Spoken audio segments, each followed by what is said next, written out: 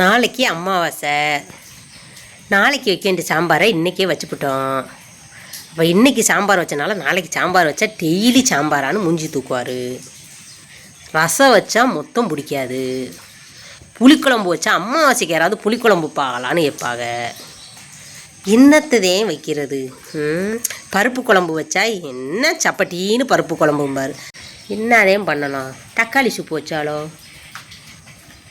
இருக்கிறது 4 தக்காளி, அதை போட்டு சூப்பு வச்சா பாக்கி என்ன பண்ணுறது? நாளை கழிச்சு எப்படி வெட்டுறது? சே யோசிச்சு அமாவாசைக்கு யார் வீட்டுக்கு விருந்துக்கு போகலாம்? விருந்துக்கு போக முடியாதோ?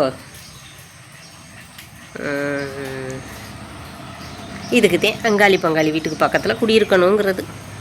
ஒரு நாளைக்கு சமைக்கிறத யோசிக்கிறத விட சாப்பிட்டு வந்துடலாம். என்னடா அப்பு?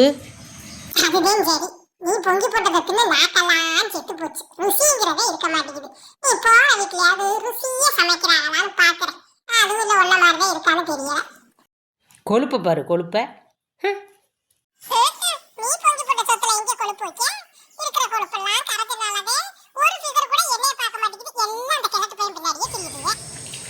உனக்கு கூட என் நிலைமையை பார்த்தா நக்கலாக இருக்குது. அது சரி, உனக்கு டயத்துக்கு சோறு கிடச்சிரும்.